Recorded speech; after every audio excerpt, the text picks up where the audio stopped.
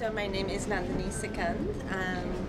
I am a filmmaker. I've been making films since, I think my first film was in '98. I am interested in all sorts of subjects, but most recently I am really interested in issues related to social justice.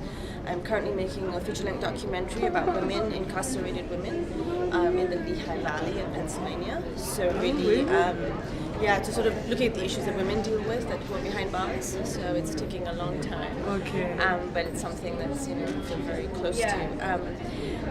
This film, the immigration film, is, it's been in the works for a while, and it sort of continues to be a real crisis, I think, a real humanitarian crisis all over the world, with millions of people in refugee. I mean, every day there's something that's, sort of small and large stories. And I really wanted to make a film that told the story, but brought it back to the personal, so that we realized the people who are trying to change their lives are people like us. There's the history of this country, but also people like us who are trying to, want to do better for their families and for their children, right? And I think the way we think about it, at least the narrative in this country, is very much of this us and them narrative, right? That they're othered, and I think it's sort of maybe to make it more personal, right? Things we can relate to. And it's interesting because if you think about the US, it's everybody hates them. We're all immigrants. Exactly. It was really used to be really in the DNA of the people. Right? And that's why I opened with the quote of Paul Revere, which is this very well-known poem from the Revolutionary War, and to sort of think about the original immigrants, right? People who came to this country that we don't think of. So to sort of juxtapose it with that. So that was really the idea of that. So, and how did you get the idea of this talking about this issue? The way you did it. I mean, it's quite unique. Thank you.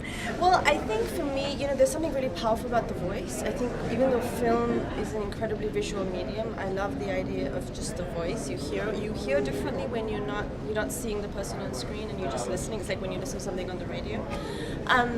And I love the images, the sort of visual rhetoric of images, right? So letting those speak for themselves. So an empty water bottle that for you and me may be nothing.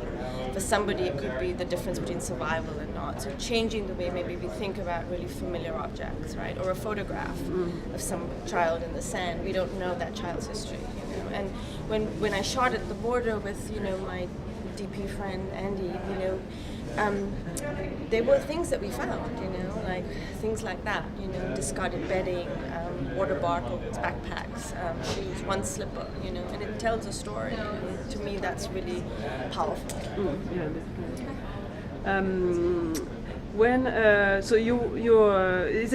Tell us maybe about the history of the film. Has it been to different festivals? It's just starting out. It's actually screening in California on Sunday. I can't go. And it just started the festival sort of over like about 6-8 months. I'm going to Paris in 2 weeks. To the Essilograph Film Festival, and it's screening in Missouri after that. Well, it's wonderful. It's been programmed in it seems to have a good reception. I think so. Yeah, it's good. My real interest beyond the film festivals also is to have immigration organizations, hopefully for it to be useful to them, so they can use it in their work. And Jessica, I just met. We talked, and Marianne as well. So maybe using it for them to help their work, because I'm really interested in it being a useful dialogue. It's great. Way to open dialogue. What do you think about the idea of the festival? I'm sorry about I think it's great. I think it's great, and I also love the way everybody's so inclusive, and it feels like they're not enough.